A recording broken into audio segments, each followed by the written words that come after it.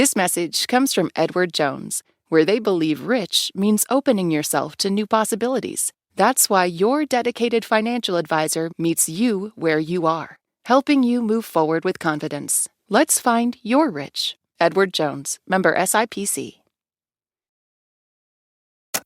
This is Planet Money from NPR. About a year ago, Larissa Vargas was sitting at her desk at the headquarters of the largest bank in Honduras. She was watching this flow of money come in from overseas, and it was picking up. It was gradual. Then, over the next weeks, then months, that flow of money from overseas into Honduras continued to intensify. She was like, what is going on here? She was surprised. This keeps going. Larissa works at Banco Ficosa. She is the remittance manager. She's been working in that department for 20 years. She handles the more than $1 billion that come into bank accounts from other countries, mostly the U.S., through all kinds of channels, like Western Union and MoneyGram. In her years at the bank, she's seen some changes. Like, as more Hondurans have moved to the United States, remittances have grown a lot. As technology has gotten better, it's gotten easier to send money across borders and to track it. What has been happening this year? Well, this year, actually, it's been quite the year. We have had a growth of 26% increase, which is not typical. So that's a lot, Erica. 26% growth in remittances since last year. Whew! It's definitely been a rowdy year. Remittances, in case you're not familiar, are the money people who have migrated to another country send back to their countries of origin. They work, send some of what they earn back to support their families, or maybe to build a house or open a business back in their hometowns. Migrants abroad tend to send remittances on a regular basis, like every couple weeks or every month. So the change that Larissa first noticed last fall in the amount of dollars people were sending monthly, it was pretty small at first. Like, for example, there was like 280. It was the average, amount. And now we were seeing 290, 300. So we were like, oh, okay. That change, that was the first clue that something big was happening. Then, in January, she started to see much bigger deposits. I think they're sending all of their life savings too. How did you notice it?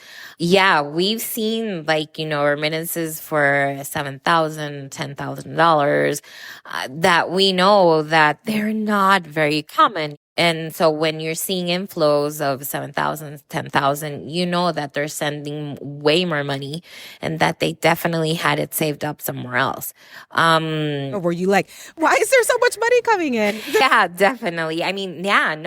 We have constant communication with our remittance companies. And so, we're like, hey, are you guys seeing this on your end? What do you think is happening? And Larissa, in her office at the bank in Tegucigalpa, and her colleagues at the money transfer offices weren't the only ones noticing this. Everybody wants a little piece of, the remittance here, at least here in Honduras, because it's such an important part in our economy.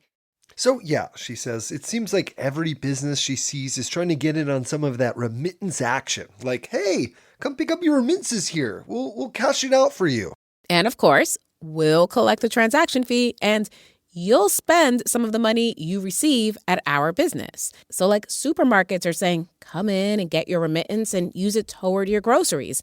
Or a bank is like, deposit your remittances with us and we'll put you in a raffle for a new car. Come in, claim your remittance and you can win a medical checkup. Oh my goodness, a medical checkup? Yeah. You see different things. Yeah, different than what we normally would have seen in prior years. And this isn't just happening in Honduras. The same sudden surge of remittances is showing up in places like El Salvador, Guatemala, Nicaragua, Haiti, Ecuador. Do you feel kind of like a detective in all of this? Oh, yeah, definitely. I feel like a detective because I have to, start asking questions to everybody. And everybody's like, we don't know. And there's a lot of theories, but really nobody has the answers. It's a remittance mystery. Hello and welcome to Planet Money. I'm Erica Barris. And I'm Greg Rosalsky. The U.S. has been, for decades, the single biggest source of remittances in the world. But we are in the middle of a big, loud, and very public crackdown on immigrants who are here without legal papers. And the number of immigrants coming to the U.S. has plummeted. And yet Larissa Vargas, she's seeing all this new money flowing into accounts at her bank in Honduras. Today on the show, the remittance mystery. We try to figure out why remittances are surging in some countries, but not others. And we learn why this surge in money inspires joy, but also fear. This message comes from Schwab. With the new Schwab Teen Investor Account, teens can gain hands-on investing experience. It's co-owned by you and your teen, so you can monitor the account while your teen learns how to invest and manage money. Learn more at schwab.com. This message comes from American Home Shield. It's not a matter of if an appliance or system, like your HVAC, will break, but when. Without a home warranty, these repairs or replacements can cost thousands. But with an AHS home warranty, they will fix covered breakdowns, helping protect your wallet. Get 20% off all plans at ahs.com/NPR and see promo details. See ahs.com/contracts for coverage details, including service fees, limitations, and exclusions. So, people who have come to the U.S. from a handful of countries, especially from Central America, they've been sending more money back to their countries of origin. And it's a bit of a puzzle because you might think the opposite would be the case, that right now they'd be sending less. For lots of reasons. Like, for one, maybe they don't have extra money right now. We heard it from Central American immigrants who told us themselves, like a Honduran man in California who's been in the country for about 20 years. Ajá, está trabajando ahora. Sí, estaba trabajando. I talked to him while he was at home, writing up estimates for upcoming jobs. Sí, bueno, ahorita estoy un poquito ocupado. He said, okay, he could take a break to talk. By the way, he asked us not to use his full name because he doesn't have legal status and he fears he'll get deported. All the migrants we spoke to for the story asked for that anonymity, so we're calling them by their first initials. H told us he used to send money home every month, but not this year. La economía está un poco fea ahorita, pero... He says the economy for him has been a little ugly recently. He does construction for a living. Sí, arreglando casas y construyendo casas. He says he fixes houses and builds houses, but recently he's had more trouble getting enough work. So he and his wife and their 4-year-old son are living on what he makes. They haven't had money to save or to send home. Instead, they've been trying to cut costs, like canceling some streaming services. Pues yo iría a Disney, Fubo TV, YouTube. H is trying to save money on groceries. He's buying fewer toys and clothes for his son.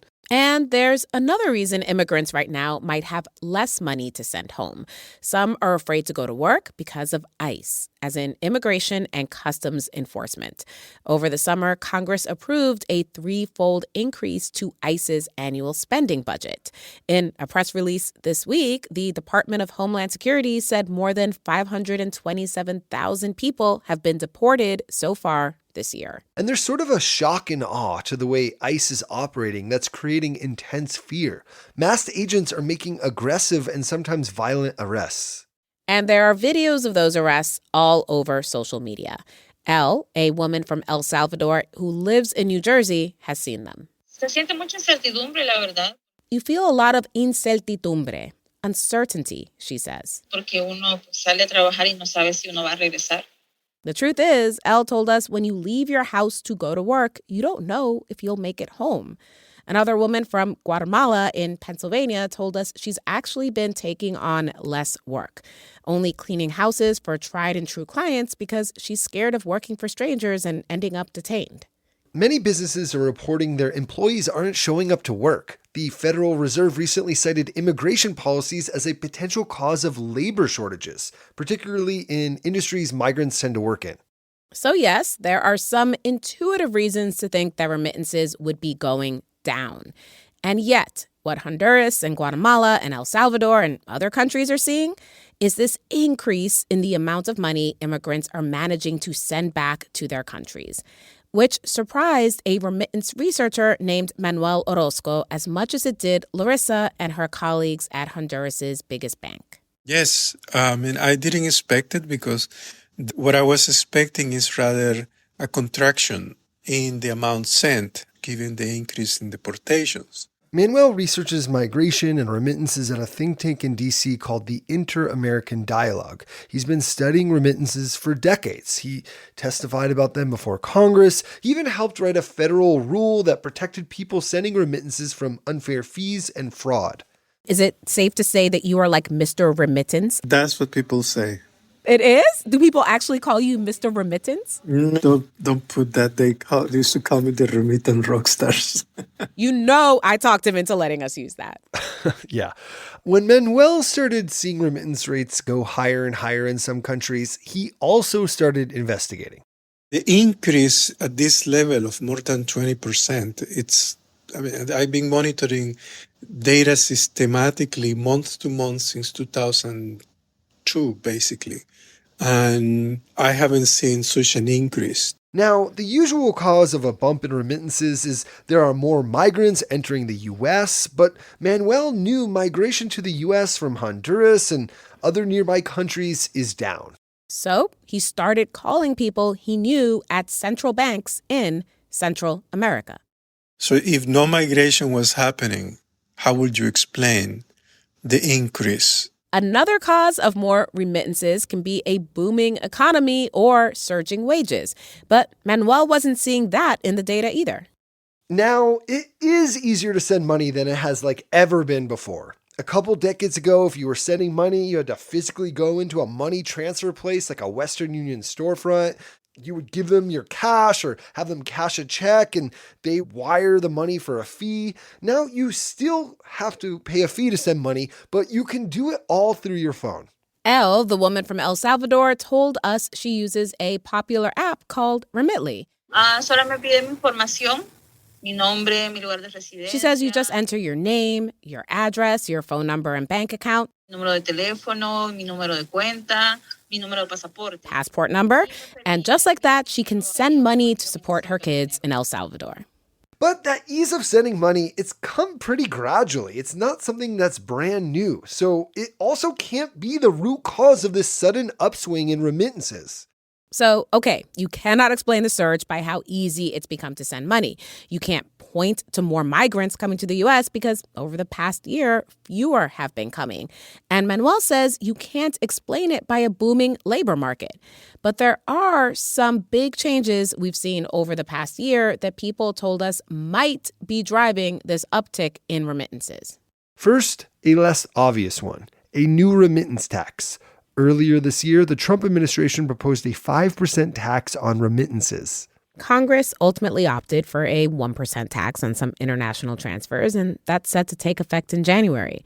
Some of our sources say some immigrants might be trying to transfer their cash before the new tax kicks in. Now, there's another big change that is likely driving migrants to send more money, and everyone we spoke to really stressed this factor. It's a growing fear of deportation. The same fear that has driven some people to stay home from work might also be driving immigrants to send more money to their origin countries. Here's Manuel again. Now it's the fear of deportation that is triggering people to send as much as they can in case they are deported. So it's sort of a precaution. H, the construction worker who has been trying to save money this year, he told us, fear of ICE is driving a lot of decisions he's making these days. Like, no way will he fly to Vegas for a fun weekend like he used to. Toma el riesgo de que te encuentres con la patrulla fronteriza, con ICE. He doesn't want to put himself at risk, find himself in the hands of an ICE agent. I asked him, were you worried about that before? ¿Tú tenías esa preocupación antes? No. He said he did not have that worry before, but now he says he's afraid to even set foot in an airport. Me da miedo hasta poner un pie en el aeropuerto. And that same fear, he says, is also leading him to start planning for a future back in Honduras. Estoy con mi esposa, hablando con ella para prepararnos. He says he and his wife are talking about how to prepare, how they can send money back to Honduras. quisiera tener una casa donde poder llegar. He told me he'd like to have a house there and some savings because it's so difficult to find work in Honduras. H is not yet part of the big uptick in remittances, but he plans to be as soon as he can pull more money together. Ideally, he said he and his wife would start sending around $500 a month, and just this week he said he started looking at how to open up a bank account there. Uno tiene que informarse qué banco es He's trying to figure out which bank is the best, which one he can trust. cuál es más confiable. That hope he has to send money to a savings account, not just transfer it to family or friends, that's been one of the most surprising trends Larissa has seen emerging on her computer screen back at Banco Ficosa. She says she and her colleagues have all been talking about it. Like, hey, look, the banking accounts are growing. In the past, Larissa says when remittances came into the country, they mostly went to relatives so they could pay for groceries and new shoes and dental care. But this year, she's seen a notable shift as to where the money is going.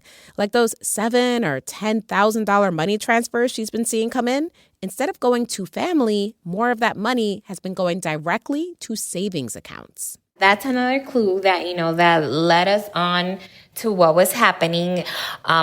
We determined that they're sending more of their savings because of the fear of being deported.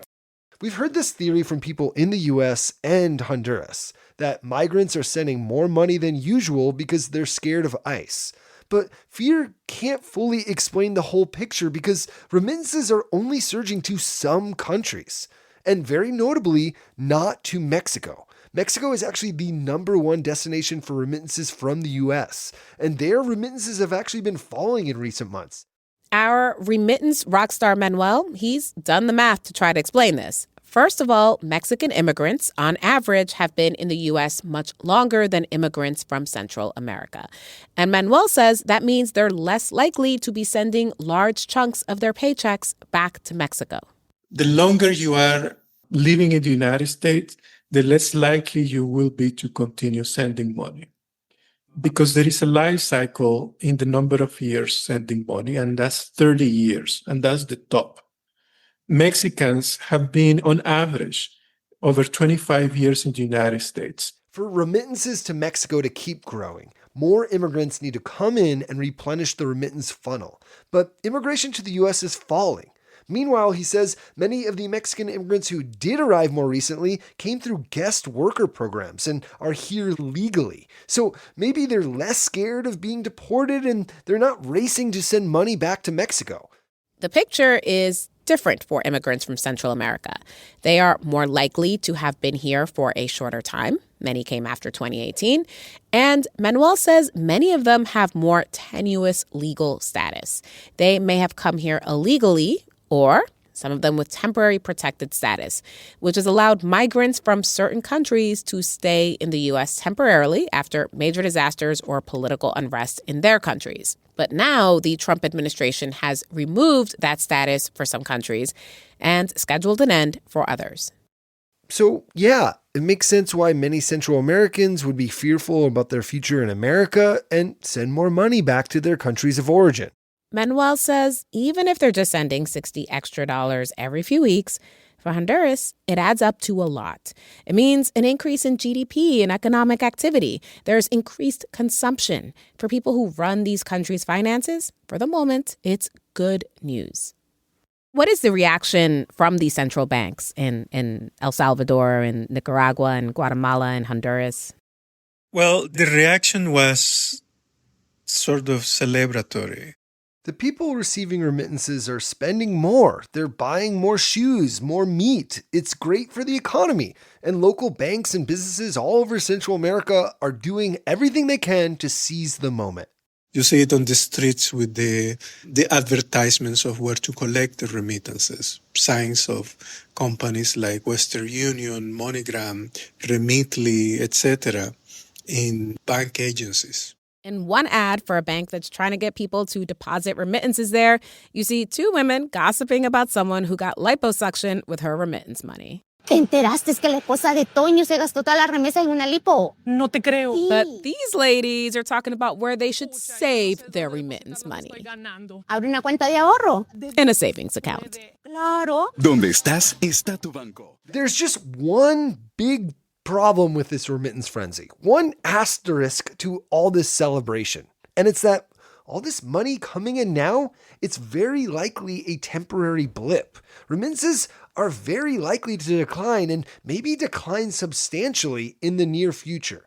And that, Manuel says, will be a major challenge for a country like Honduras. If there is no growth in remittances next year, your economic activity in the entire country is going to be affected. That seems very dangerous for an economy. It's always dangerous to be dependent on one commodity. When we come back, we hear just how important remittances are to the Honduran economy. In this year, 2025, the remittances is almost 25% of GDP. So high. That is so high. It's so high, yes. And what could happen if the remittance river becomes a creek? This message comes from American Home Shield. It's not a matter of if an appliance or system, like your HVAC, will break, but when. Without a home warranty, these repairs or replacements can cost thousands. But with an AHS home warranty, they will fix covered breakdowns, helping protect your wallet. Get 20% off all plans at ahs.com/NPR and see promo details. See ahs.com/contracts for coverage details, including service fees, limitations, and exclusions. Nearly 1 year after Congress eliminated federal funding for public media, NPR remains committed to informing the public. But a free press doesn't just happen. It's something we must protect. Without federal funding, we are relying on your support now. Please show your support today at plus.npr.org. This week on Wait, Wait, Don't Tell Me, we talked to legendary musician Jason Narducy about being in a punk band when he was just 11 years old. We broke up when I was 12. And I just felt like I needed to go through puberty without band drama. Don't miss our full conversation and the rest of our games. Listen to the Wait, Wait, Don't Tell Me podcast in the NPR app or wherever you get your podcasts. As of September of this year, Honduras had already received almost as much in remittances as it did all last year, almost $10 billion. Even before the most recent surge, remittances were around a quarter of the nation's GDP. To give you a sense of just how big that is, in the U.S., for example, the entire construction industry is less than 5% of our GDP. Remittances are just like a huge deal in Honduras. Remittances are such a huge part of the Honduran economy that if you go to the Honduran Central Bank's homepage, among the 6 indicators they share prominently, next to inflation and interest rates, is the grand total in dollars of remittances they've logged so far this year. Dean Yang is an economist who has done a ton of research on remittances. And by the way, he says his own education is actually a product of them. He grew up in the Philippines. His dad went to work in Hong Kong and sent money to his family so Dean and his sisters could go to school. My dad being an international labor migrant, it was very direct in our family. Dean was able to attend an international school in Manila. From there, he went to Harvard, and now he's a professor at the University of Michigan. And Dean's research finds that remittances do more than provide financial stability to families and lift people out of poverty. They help develop the economies of whole regions. For example, Dean has looked at the effect of remittances on the development of the provinces of the Philippines. And he's found that areas that got more remittances did way better. We found home populations invested in education. In addition, remittances came in and stimulated the local economy, expanding the local economy. And 2 decades down the line, we find that these economies are richer, people have higher incomes, and the economies have modernized. They've transitioned more from agriculture to the modern sectors of industry and services. But when remittances get to be too much of a nation's economy, some economists worry they can create a kind of dependency on foreign countries and even become like a resource curse. A curse because remittances could, for example, make citizens more complacent with their political leaders and put up with their bad decision-making. Like, Sure, they're making bad decisions, but hey, I'm getting the economic security I need from my family member working in the United States. Or remittances could be a curse because they open up the risks that, I don't know, spitballing here, developed nations turn against immigration and pull the economic rug from under them. And remittances could actually be bad for a country's export sector. One of the most negative consequences of inflows of remittances is what economists refer to as Dutch disease. Dutch disease. It's named after what happened to the Netherlands after they discovered natural gas, like around 1959. Basically, a ton of money came pouring into the country, and that pushed up the value of the country's currency. That was bad news for exporters, like those in manufacturing, because Dutch-made goods all of a sudden became more expensive to foreigners. And yeah, exports are really important for developing nations to grow.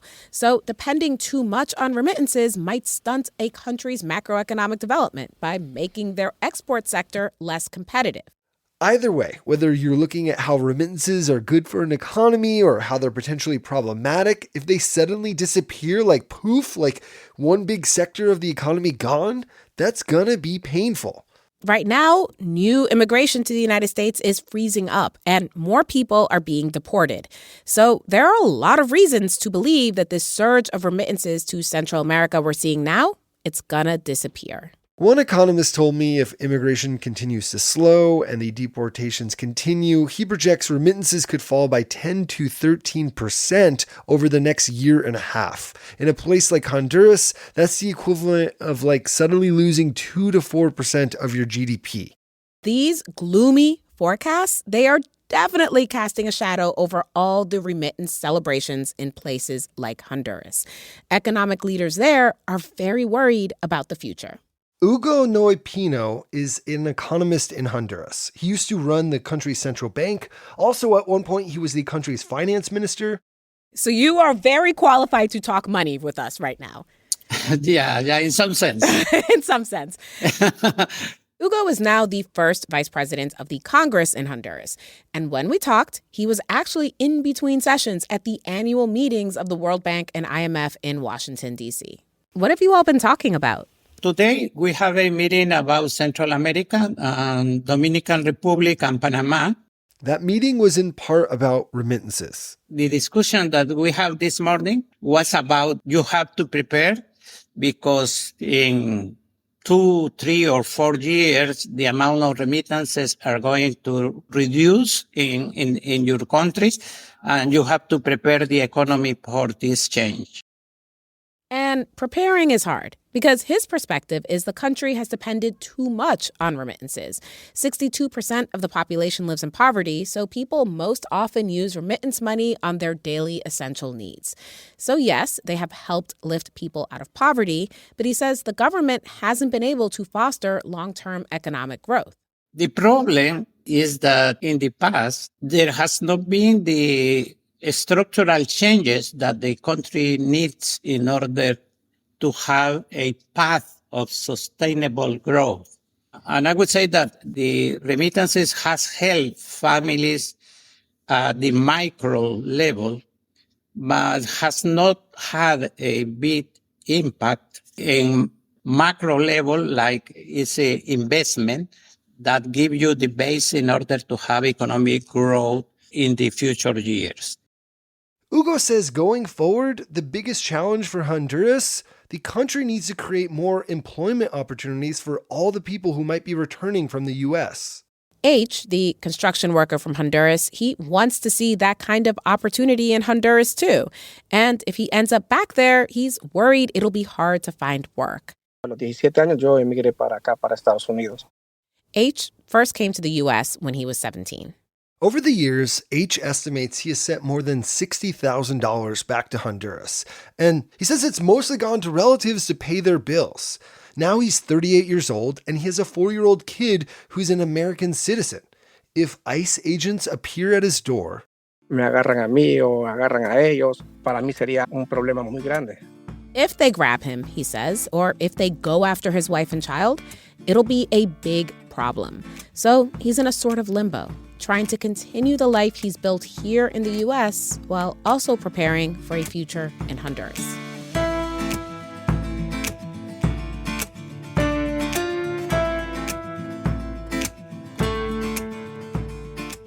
thank you to everyone who has tested the Planet Money board game prototype. Huge help. We've already got an updated version of the game, and we're going live on Zoom to talk about it and take your questions with Alon Lee of Exploding Kittens this Saturday, November 1st at 3 p.m. Eastern. To register, click the link in the show notes or head to planetmoneygame.com. And if you have no idea what we're talking about, scroll back up in the feed and check out our board game episodes. The short of it all, Planet Money is making a board game. Updates to come at planetmoneygame.com. This episode was produced by Luis Gallo with help from Sam Yellowhorse Kessler. It was edited by Marianne McCune with fact-checking help from Sierra Juarez. It was engineered by Patrick Murray. Alex Goldmark is our executive producer. Special thanks to the economist Marcelo Estevao. I'm Greg Rosalsky. I'm Erica Barris. This is NPR. Thanks for listening. Nearly 1 year after Congress eliminated federal funding for public media, NPR remains committed to informing the public. But a free press doesn't just happen. It's something we must protect. Without federal funding, we are relying on your support now. Please show your support today at plus.npr.org.